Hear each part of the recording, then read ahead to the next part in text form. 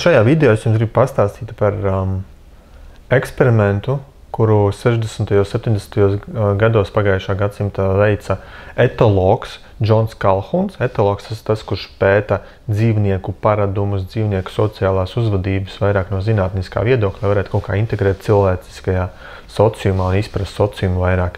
Kāds no jums noteikti ir par to kaut ko lasījis, dzirdējis, skatījies, ja? Un eksperiments saucās Universe 25, jeb visums 25, tas bija 25. eksperiments jau līdz šim viņa veiktais saistībā tieši ar šo tematiku. Un tas bija viss tāds apjomīgākais, labenākais, tās teikt, no viņa eksperimentiem. Es jums drusku raksturošu to vispār eksperimenta gaitu, kas tur bija un ko tur bija, un pēc tam drusku parunāsimies par kā to, ko mēs varam analizēt, likt virsū uz Zemi, ja, uz cilvēcisko, un par dažādiem aspektiem parunāsim šī eksperimenta. Tad lūk, Kalhuns tika radījis utopiskus tā saucamos apstākļus pelēm, ja? Tā, lai nebūtu nekāda apdraudējuma no malas, tā, lai būtu pārtika, ūdens, lai būtu vieta, kur attīstīties, kur būvēt līgstas, ja? Lai nekas it kā netraucētu tām pelēm veidot sociumu. Būris tika tīrīts regulāri, tika sekots, lai tur nav nekādas slimības un tā tālāk. Ja? Peles tika ieliktas tādā tā kā aplokā, kurā viņam tika nodrošināti apstākļi, kur viņas var dzīvot. Sienām tika uztaisīts tā kā teritorija, kur var alas būvēt, vidū brīva telpa, kur var pārvietoties, staigāt. Ja?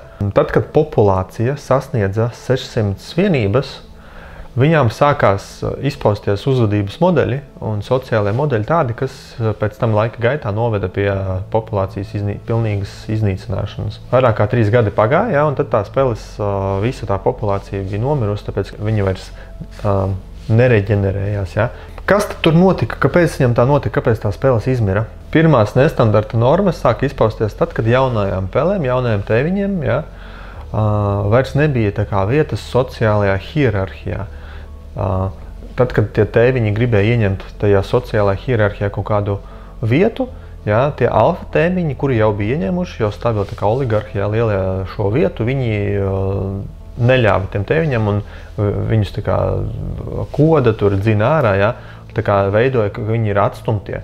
Un tad tie atstumtie, kuri nevar savā šajā sociālo lomu ieņemt šajā barā, viņi sāka telpas vidū cītīt, vākties kopā, ja, visi tādi atstumtie. Savā starpā ļoti agresīvi rīkojās, tur kāvās, tur bija asiņaini, satraumēti. Lūk, tādi tie atstumtie. Ar laiku pēc tam sāka parādīties tas, ka tie tēviņi, kuri alfas, kur aizsargāja, viņi palika tā kā mazāk agresīvi, sāka mazāk aizsargāt tās grūtās mātītes, un mātītēm bija jāsāk pildīt viņu uzdevumi, agresīvi izpausties, agresīvi aizsargāt savus mazuļus. Tā agresivitāte vispār tajā visā grupā sāk arvien vairāk izpausties. Mātīte sāka agresīvi arī izpausties pret šiem mazuļiem. Viņam sāka pazust šis mātišķais rūpēšanās ieradums, ja, tas paradums, un pārāk agri viņas šos jaunos pelēnus jau laida, lai viņi iet paši par sevi, ja, sociālajā dzīvē. Un citus viņi, teiksim, agresīvi izpaužoties pilnīgi kanibālisms bija, ja, ka nokož, lūk, šāds visāds izpausmes.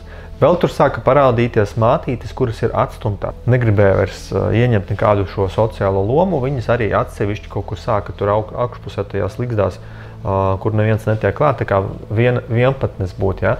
Nelaiž nevienu savu klāt, negrib vairs veidot šo pēcnācējus, ja, un lūk, tādas vienpatnes. Tie bija tie sociālie tādi nākamās stadijas, kas tur sāka tajā sociumā, peļu sociumā veidoties.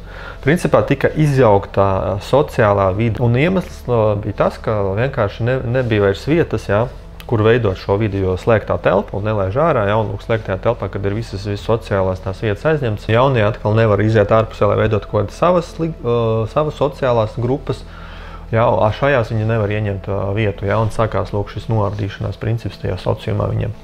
Nākamais pakāpe bija tāda, ka sāk parādīties tēviņi, kuri bija tādi, kuriem vairs nebija šī agresija, bet viņam arī nebija interesētības par mātītēm, viņi negribēja vairs vairoties, neko, viss, kur viņi pievērsa savu uzmanību, bija sev, ja, rūpējās par sevi, laizīja savu spalviņu, tādi bija mierīgi, ja, nestresoja vairs, viņam ēdiens ir, dzēriens ir, viss ir kārtībā, ja, ne par ko vairs nav jādomā, lūk, sāk parādīties šādas sociālais slānis tajā sociumā peļu. Un mātītes atkal sāka parādīties tādas, kas arī vairs negrib nekādus pēcnācējus, negrib vairs laist klajā šīs pelītes. Parādījās arī vienzimuma attiecības, kas ir atkal nedabiski. Daļai tā, ka lūk, šādi paradumi parādījās jaunie, tas peļu sociums, viņš ar laiku izmira, jo vairs neveidojās pēcnācēji viņā. Un tur pat bija eksperimenti, ka pēc tam samazināja šo daudzumu, paņēma no tā peļu daudzuma kaut kādas pelītes, ielika citos apstākļos, lai viņas tur sāka vairoties kā maziņos, kur visi var sākt no jauna šo hierarhiju. Un tāpat tās bija sabojāts. Tāpat tās viņi vairs nevairojās, negribēja, tie vecie paradumi, kuri bija iznīcinošie, viņi palika tajās pelēs. Līdz ar to mēs nevaram teikt, ka populācijas daudzums ietekmē šo rīcības modeļus, kāda bija tam pelēm. To sanāk ietekmē jau šie paradumi izveidotie programmas, kuras ieliktas, un viņi jau ar tām programmām jau tālāk visi nespēja vairs pavairoties, attīstīties un augt. Ko mēs varam paņemt priekš sava sociuma izprast? Mākslīgi, jo, teiksim, es redzu, ka tas viss ir mākslīgi. Mākslīgi tiek radīta vienzimuma attiecības, laulības un propagandēts, popularizēts. Tas nav dabiski, kā, teiksim, peļu populācijā notika. Bet mākslīgi viss tas tiek darīts. Mākslīgi cilvēki tiek dzīti iekšā pilsētās, lai tur būtu pārapdzīvotība, lai celtos cenas uz nekustamiem īpašumiem, lai šīs jaunie cilvēki neredzētu perspektīvas, ka viņi var kaut kādu lomu ieņemt hierarhisko. Un sanāk, ka sociumā pilsētās tiek nevis dabiskie tie apstākļi, kā pelēm bija, bet mākslīgi tiek radīti tie apstākļi, lai viņi veicinātu izmiršanu cilvēku, tā var teikt. Lai būtu līdzīgi šie apstākļi, kas ir šī eksperimenta ietveros. To vismaz mēs varam novērot. Un pēc tam loģiski, ka var izmantot šādus eksperimentu datus un stāstīt, redziet, mums tagad nākamā stadija, un tad mēs visi izmiršam. Un saprotiet, ka tās visas ir domformas, kuras var iemest iekšā cilvēkos. Un pēc tam var pamatot ar šādiem eksperimentiem, jo cilvēks jau nav pele, cilvēks jau ir domājoša būtne. Sanāk, viņš var noorganizēt kaut kādas vides, viņš var apstākļus noorganizēt, viņš var kontrolēt, teiksim, caur sociālo uzvedību, jeb, teiksim, atbalstu, lai vairāk cilvēku vairojās vai lai mazāk viņi vairojās. Tas viss ir kontrolējams, to visu var darīt. Pelēm tas nav. Tas pats pieņemsim par teritorijām. Ja mēs paņemam vispār brīvo vietu uz zemes, tad par cilvēku pārapdzīvotību mēs varētu runāt tikai tad, ja te būtu kādi 500 miljardi, 200-500 miljardi cilvēku, nevis tā kā tagad, kā mums tiek stāstīts, 8 miljardi. Jo tas viss koncentrējās kaut kādos mazos blīvos pleķīšos vietiņās, nevis uz visas zemes. Līdz ar to šeit atkal mēs nevaram teikt, ka ir kaut kāda pārapdzīvotība uz zemes. Resursu pietiekamība, nepietiekamība un tas, kas tiek izmantots, tas, protams, ir kaut kāds cits, cita tematika, pieņemsim, ka nepāriet uz nākamajiem kaut kādiem resursiem, teiksim, enerģētiskajiem, vai arī, teiksim, samazina patēriņu, rada pārstrādi, ka var pārstrādāt jebkurus cilvēka izējas produktus, atkal papildē ir ekoloģiskā šī esība patērēšana. Un sanāk, ka cilvēks, viņš ir tā kā saprātīgā būtne, viņš spēj pats kontrolēt populācijas daudzumu. Paņemot to peļu eksperimentu, ko mēs varam pozitīvi paņemt, pieņemsim, priekš cilvēkiem. Ka, cilvēks sociāli neatrod savu vietu sociumā, tad viņš kļūst tāds, tiek skaistuļi, kuriem apstākļi it kā ir nodrošināti. Mūsdienās apstākļi principā visur uz zemes, gandrīz visur uz zemes.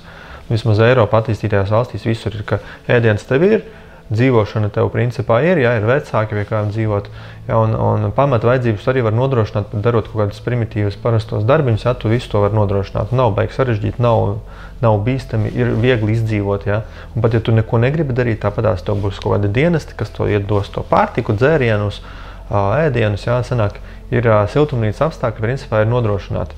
Var dzīvot, aizbraukt kaut kādu teritoriju, kur visu laiku ir silts, līdz ar to nav jādomā par augstumiem, tur, teiksim, zvejo zivis, okeānā vai jūrās, dari kaut kādus darbus, lai tur būtu tēriņam un viss, principā tu vari izdzīvot bez problēmām. Un tad, lūk, šie visi siltumnīcas apstākļi, ka nav baigā cīņa, jāveic, radījuši milzīgi, vismaz Eiropā, cik es zinu, slāni, jauniešu un cilvēku tādu 30 gadnieku, kuri ir šie skaistuļi, kuri baigi vairs nečakarējās, kuri vienkārši viņi it kā neredz vietu, ko viņi var ieņemt sociālajā tajā struktūrā, jo tur jau viss ir aizņemts it kā. Un tad viņi saprot, ka nav jēgas, jā, un tad viņi vienkārši dzīvo tā kā priecājās, jā, vairāk neko nedara, jā, un vienkārši priecājās.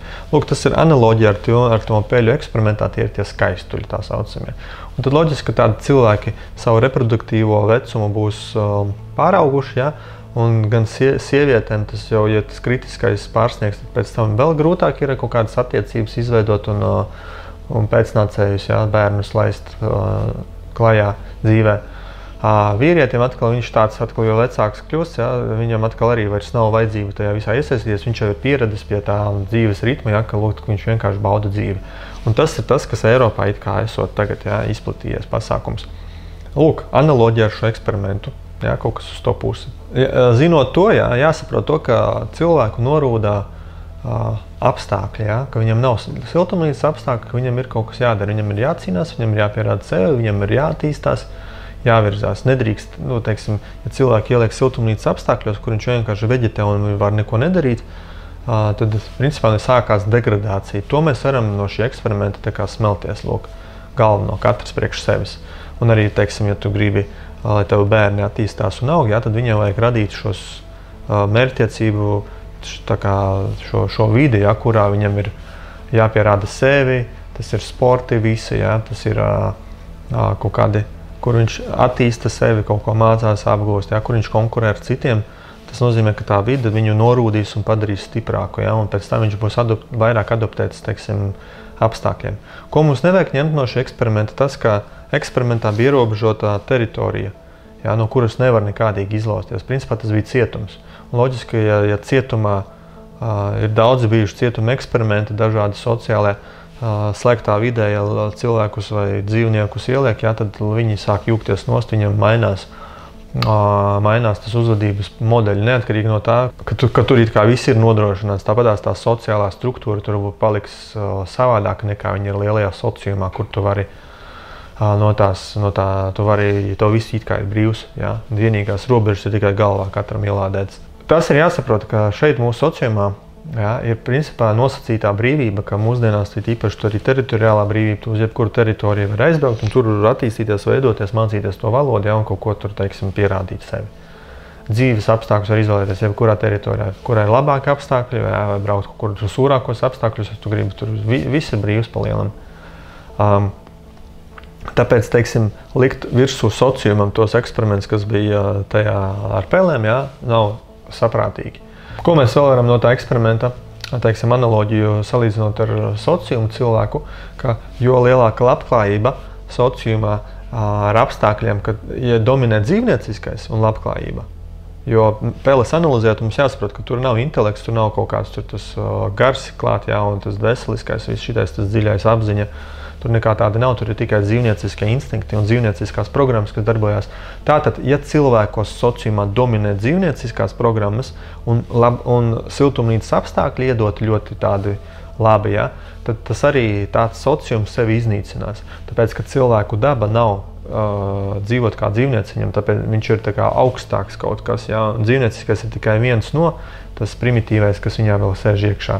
Ja. Un, teiksim, ja sociums saprot, ka viņa labklājības līmenis ir sasniedzis konkrētu līmeni, lai tas sociums neiznīcinātu sevi, jā, pēc tāda peļu eksperimenta, lai šie dzīvnieciskie principi nesāktu dominēt, cilvēkam ir jāattīsta šis augstās vērtības, jā, šis apziņa, garīgums, pašrealizācija, jā, kaut kāds tur aicinājums, dievišķais, jā, augstākais kaut kas.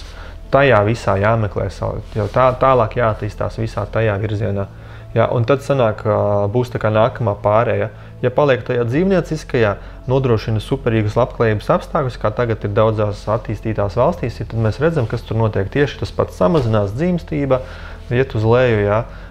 Cilvēki arvien mazāk grib veidot vispār ģimenes, jā, grib paši par sevi, viņam vairs neinteresē nekādas tur attīstības, kāpēc, priekš kam, ja tāpat ir labi, daudzi vienkārši uz tiem sociālajiem pabalstiem dzīvojās, jā, un tad citi viņus uztur.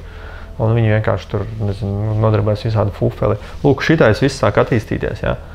Citi, teiksim, ir pieeja pie visādiem tur izklaidēm, tur vielām un visu kaut kā, kas iznīcina cilvēki, jā, viņi sāk to visu izmantot, lietot. Lūk, sociums iet pa grunti. Cita runa ir tāda tajās teritorijās, kur ir nav labklājīgi dzīves apstākļi, kur vajag izdzīvot, kur vajag pierādīt sevi. Jā, teiksim, tajā pašās Indijās, jā, tur pārāk daudz cilvēku, tieši tur ir milzīga konkurence, ar to visi ir iesaistīti konkurences cīņā, jā, un tur nav nekāds baigi, tur izmiršana, jā, dēļ tā, ka tur pārapdzīvotība tajā Indijā. Neieslēdzās, teiksim, teritoriālās, teiksim, pārapdzīvotības sociuma regulācijas modeļi, ka tur viņiem slimības parādās daudzreiz vairāk, ka viņiem tur, teiksim, ieslēdzās, ka nav vairs sociālās funkcijas, viņi negrib veikt, nekas tam līdzīgs nav.